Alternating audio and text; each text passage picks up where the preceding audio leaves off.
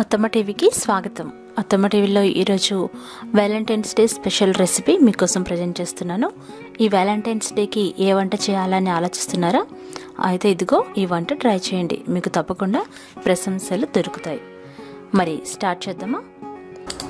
ఈ స్పెషల్ వంట పేరు మిల్క్ మేడ్ రైస్ కీర్, అంటే మిల్క్ మేడ్తో తయారు చేసుకున్న పరమాన్నం. కుక్కర్లో తయారు చేసుకోవచ్చు, చాలా రుచిగా ఉంటుంది. ఈ వంటని మీరు తప్పకుండా ట్రై చేయండి. మరి తయారీ విధానం చూద్దామా? ఒక కుక్కర్ తీసుకొని అందులో ఉడికించుకున్న 250 గ్రాముల అన్నం వేయాలి. ఒకవేళ అన్నం మిగిలిపోయిందైనా వాడుకోవచ్చు. అందులో 1.5 లీటరు ఫుల్ క్రీమ్ మిల్క్ మరగబెట్టుకున్నవి వేయాలి, అంటే పాలు. ఆ తర్వాత 2 టేబుల్ స్పూన్ల నెయ్యి వేయాలి.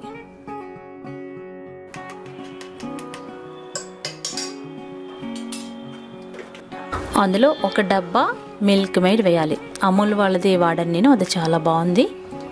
ఆ తర్వాత 2 చిటికెళ్ళు యాలక్కాయల పొడి వేయాలి. మీకు ఇంకా స్వీట్నెస్ కావాలనుకుంటే మరి కొద్దిగా పంచదార వేసుకొని మూత పెట్టుకొని స్టవ్ మీద పెట్టి మీడియం ఫ్లేమ్లో 4 విజిల్స్ వచ్చేంత వరకు ఉడికించుకోవాలి.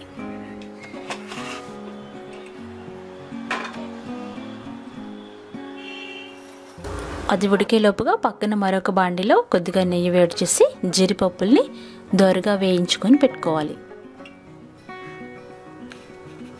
ఇవి పక్కన పెట్టండి. కుక్కర్ 4 విజిల్స్ వచ్చిన తర్వాత ప్రెషర్ పోయిన తర్వాత మూత తీసి చూస్తే చక్కగా ఉడికుంటుంది రైస్ కీర్. ఇంకా కొద్దిగా మెత్తగా కావాలనుకుంటే మరొక 2 విజిల్స్ ఉడికించుకోవచ్చు. అవసరమైతే పాలు పోసుకోవచ్చు. దీన్ని ఒక సర్వింగ్ ప్లేట్లోకి తీసుకోండి.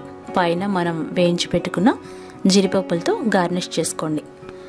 అంతే, ఎంత రుచిగా ఉండే మిల్క్ మేడ్ పరమాన్నం రెడీ అయిపోయింది. మీ ఇష్టమైన వారికి వ్యాలంటైన్స్ డే రోజు పెట్టి చాలా సూపర్గా ఉంది అనిపించుకోకపోతే నా మీద ఒట్టే. అంతే, చాలా ఈజీగా తయారు చేసుకున్న ఈ మిల్క్ మేడ్ పరమాన్నాన్ని మీ పిల్లలకి కానీ, మీ హస్బెండ్కి కానీ, మీ ఇంట్లో వాళ్ళకి కానీ, మీ ఫ్రెండ్స్కి కానీ ఈ వ్యాలంటైన్స్ డే రోజు వండి పెట్టండి. కొద్దిగా డెకరేషన్ కోసం రెడ్ రోజ్తో సర్వ్ చేయండి. అది మీ హస్బెండ్కి అయితే ఇలా సర్వ్ చేయండి. కాస్త వేడివేడిగా ఉండగానే ఈ పరమాన్నాన్ని సర్వ్ చేయండి. అంతే, మరికొన్ని వంటల కోసం అత్తమ్మ టీవీని సబ్స్క్రైబ్ కాగలరు. ధన్యవాదములు.